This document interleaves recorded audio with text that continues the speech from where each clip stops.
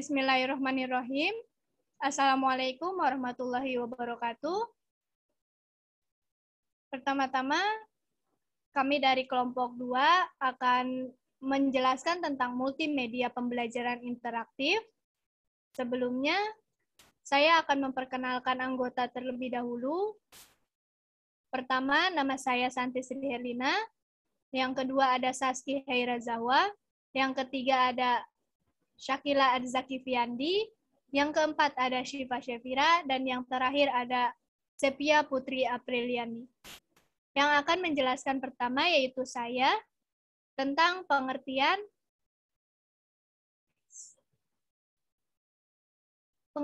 multimedia pembelajaran. Multimedia adalah media yang menggabungkan dua unsur atau lebih media yang terdiri dari teks, grafis, gambar, foto, audio, video, dan animasi secara terintegrasi. Multimedia terbagi menjadi dua kategori, yaitu multimedia linier dan multimedia interaktif. Multimedia linier adalah suatu multimedia yang tidak dilengkapi dengan alat pengontrol apapun yang tepat dioperasikan oleh pengguna. Multimedia ini berjalan sekuensial atau berurutan. Contohnya, televisi dan film. Multimedia interaktif adalah suatu multimedia yang dilengkapi dengan alat pengontrol yang dapat dioperasikan oleh pengguna, sehingga pengguna dapat memilih apa yang dikehendaki untuk proses selanjutnya. Contoh multimedia interaktif adalah multimedia pembelajaran interaktif, aplikasi game, dan lain-lain. Sedangkan pembelajaran diartikan sebagai proses penciptaan lingkungan yang memungkinkan terjadinya proses belajar. Jadi, dalam pembelajaran yang utama adalah bagaimana siswa belajar. Dalam pengertian aktivitas mental siswa dalam berinteraksi dengan lingkungan yang menghasilkan perubahan perilaku yang bersifat relatif konstan. Dengan demikian, aspek yang menjadi penting dalam aktivitas belajar adalah lingkungan. Bagaimana lingkungan ini diciptakan dengan menata unsur-unsurnya sehingga dapat mengubah perilaku siswa. Dari uraian di atas, apabila kedua konsep tersebut kita gabungkan, maka multimedia pembelajaran dapat diartikan sebagai aplikasi multimedia yang digunakan dalam proses pembelajaran, dengan kata lain, untuk menyalurkan pesan pengetahuan, keterampilan, dan sikap, serta dapat merangsang pikiran, perasaan, perhatian, dan kemauan yang belajar, sehingga secara sengaja proses belajar terjadi, bertujuan, dan terkendali. Selanjutnya akan disampaikan oleh Syifa. Dipersilahkan.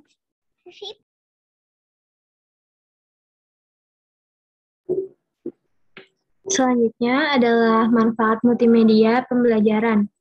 Secara umum, manfaat yang dapat diperoleh adalah proses pembelajaran lebih menarik, lebih interaktif, jumlah waktu mengajar dapat dikurangi, kualitas belajar siswa dapat ditingkatkan, dan proses belajar mengajar dapat dilakukan di mana dan kapan saja, serta sikap belajar siswa dapat ditingkatkan. Manfaat di atas akan diperoleh mengingat terdapat keunggulan dari sebuah multimedia pembelajaran, yaitu 1. Memperbesar benda yang sangat kecil dan tidak tampak oleh mata seperti kuman, bakteri, elektron, dan lain-lain. Yang kedua, memperkecil benda yang sangat besar yang tidak mungkin dihadirkan ke sekolah seperti gajah, rumah, gunung, dan lain-lain. Yang ketiga, menyajikan benda atau peristiwa yang kompleks, rumit, dan berlangsung cepat atau lambat seperti sistem tubuh manusia, bekerjanya suatu mesin, beredarnya planet Mars, berkembangnya bunga, dan lain-lain. Yang keempat, menyajikan benda atau peristiwa yang jauh seperti bulan, bintang, salju, dan lain-lain. Yang kelima, menyajikan benda atau peristiwa yang berbahaya seperti letusan gunung berapi, harimau, racun, dan lain-lain. Dan yang terakhir, meningkatkan daya tarik dan perhatian siswa. Terima kasih.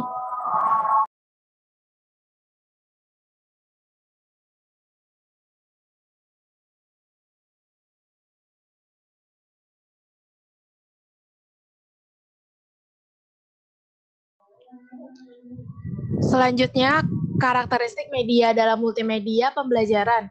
Sebagai salah satu komponen sistem pembelajaran, pemilihan dan penggunaan multimedia pembelajaran harus memperhatikan karakteristik komponen ini, seperti tujuan, materi, strategi, dan juga evaluasi pembelajaran.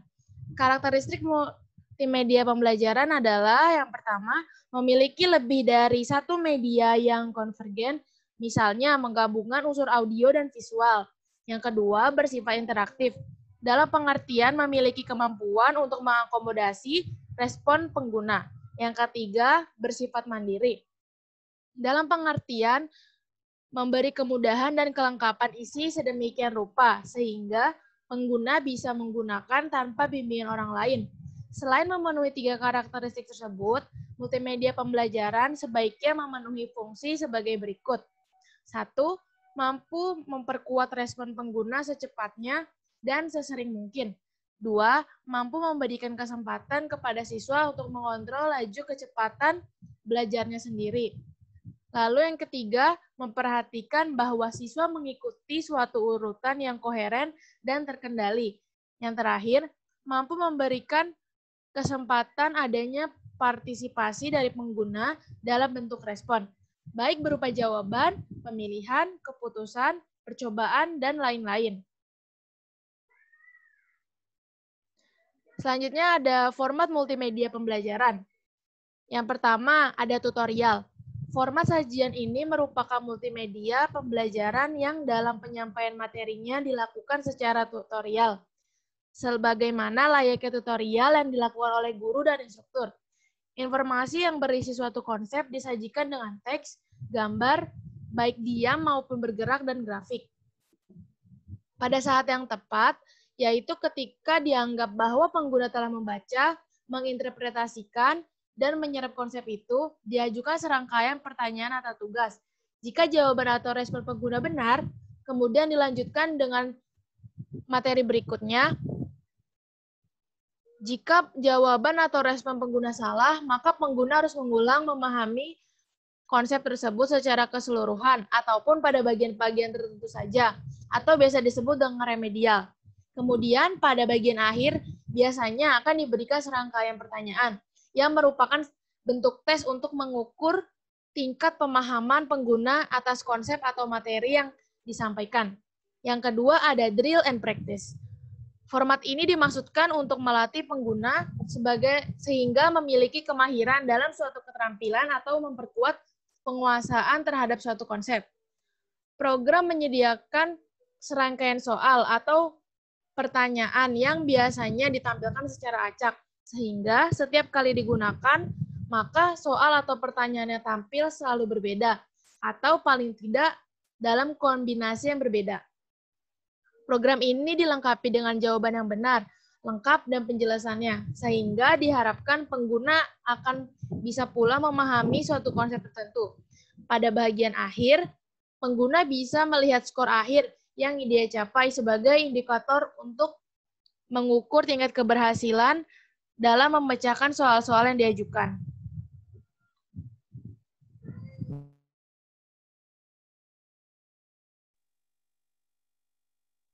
Yang ketiga, ada simulasi. Multimedia pembelajaran dengan format ini mencoba menyamai proses dinamis yang terjadi di dunia nyata. Misalnya, untuk mensimulasikan pesawat terbang, di mana pengguna seolah-olah melakukan aktivitas menerbangkan pesawat terbang, menjalankan usaha kecil, atau pengendalian pembangkit listrik tenaga nuklir, dan lain-lain. Pada dasarnya, format ini mencoba memberikan pengalaman masalah dunia nyata yang biasanya berhubungan dengan suatu resiko, seperti pesawat yang akan jatuh atau menabrak, perusahaan akan bangkrut, atau terjadi malapetaka nuklir. Yang keempat, percobaan atau eksperimen. Format ini mirip dengan format simulasi, namun lebih ditujukan kepada kegiatan-kegiatan yang bersifat eksperimen, seperti kegiatan praktikum di laboratorium IPA, biologi, atau kimia.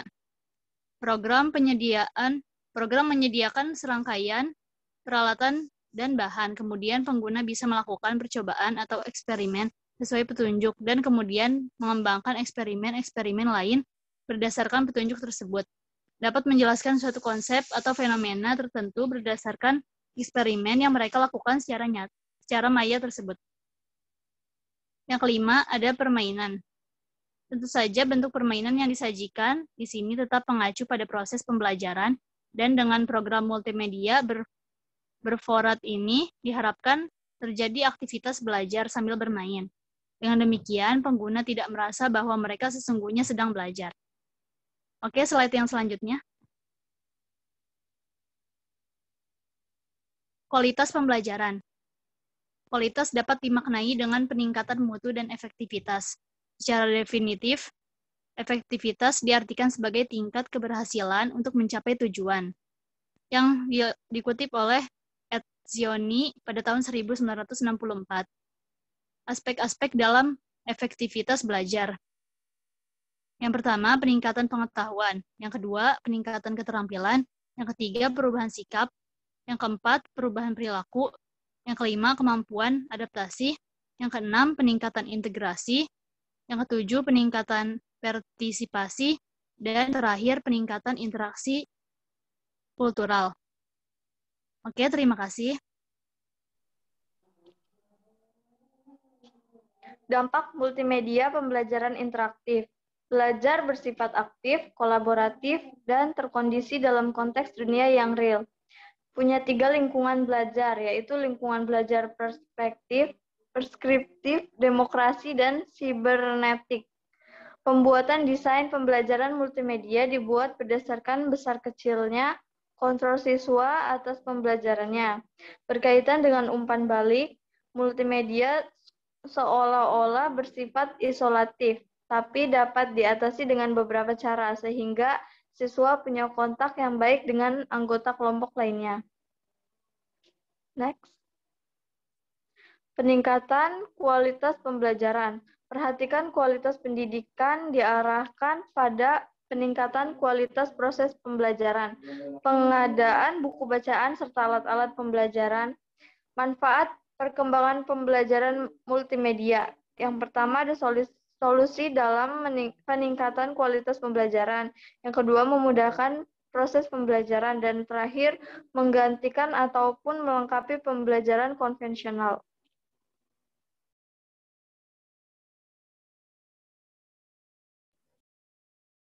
Oke, mungkin hanya itu saja yang dapat kami sampaikan. Kurang dan lebihnya kami mohon maaf.